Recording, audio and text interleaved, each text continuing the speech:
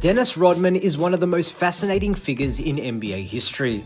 A rebounding savant, a defensive genius, and a cultural icon who blurred the line between chaos and brilliance. But he's also never been shy about speaking his mind. We know him best as the wildcard who helped complete the Chicago Bulls' second three-peat in the 1990s.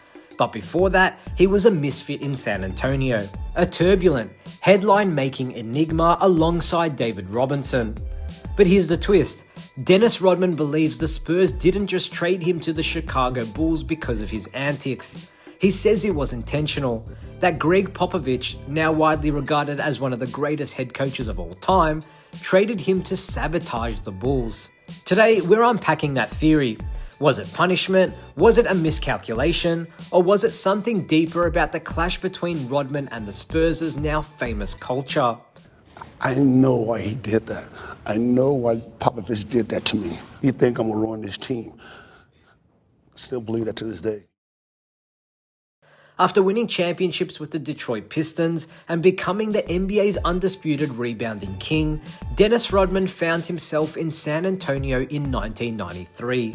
And statistically, he didn't miss a beat. Rodman led the league in rebounding both seasons with the Spurs, pulling down an insane 17.3 rebounds per game over his 2-year stint. But off the court, it was absolute chaos. Rodman was suspended for headbutting Stacey King. Then he did the same to John Stockton. He once refused to leave the court after being ejected. And let's not forget, this was around the same time he was publicly dating Madonna. All of this in the span of a couple of seasons. His second year was even more dramatic. He clashed with the front office, missed significant time due to suspension, and suffered a shoulder injury after crashing his motorcycle.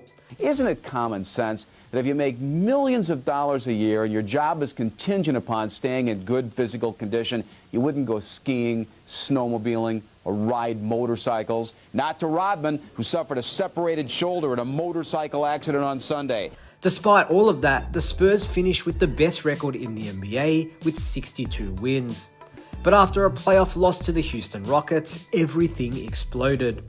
Rodman criticized then head coach Bob Hill, calling him a loser. He reportedly had open friction with the newly minted general manager, Gregg Popovich.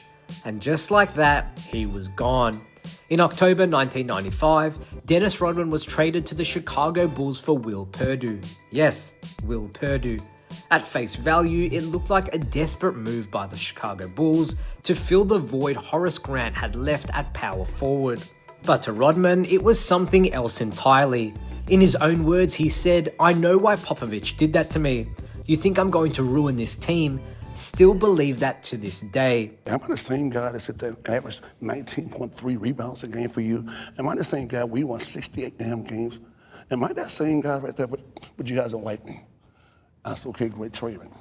So they traded me to the, of course, they traded me to the damn Bulls. I mean, you can't say that. Trade me to the damn Bulls. So it's like, but that is so funny though, because I know why he did that. I know why Popovich did that to me. You think I'm gonna ruin this team? I still believe that to this day. He did that because he thought I was gonna ruin that team. Rodman says Popovich believed his volatile personality would blow up the Bulls' chemistry. That this was not just a trade, it was a punishment disguised as a transaction. An act of sabotage to send a ticking time bomb into Chicago's title-contending locker room. And if we're being honest, it wasn't that far-fetched. Rodman's behavior had been disrupted. He was suspended, injured, combative, and flat-out defiant in San Antonio. From Popovich's point of view, it's not hard to see why he would have believed the Bulls were taking on a major risk. But here's the kicker. The gamble backfired, not on Chicago, but on San Antonio. Instead of imploding the Bulls, Rodman thrived. Phil Jackson did what Popovich couldn't. He let Rodman be Rodman. He didn't try to mold him into a traditional player. He didn't clash with him philosophically. He found a way to maximize the madness. Rodman gave the Bulls 3 years of elite defense, relentless rebounding, and unmatched hustle. He led the league in rebounds every year of the second three-peat. He even managed to stay relatively on the rails, well, as much as Rodman could. It wasn't just a success, it was poetic irony. Popovich tried to sync the Bulls with Rodman, and Rodman became the exact missing piece they needed.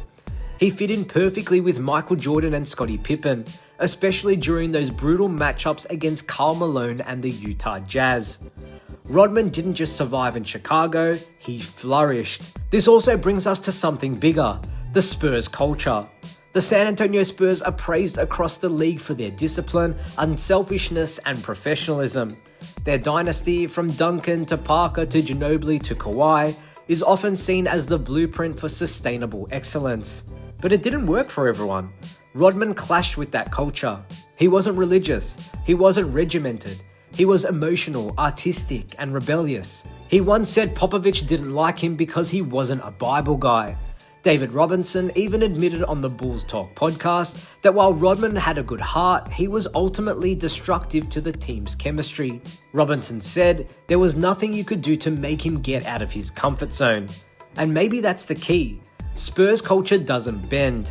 It demands assimilation. For someone like Rodman, who thrived when allowed to be different, that rigidity was a death sentence.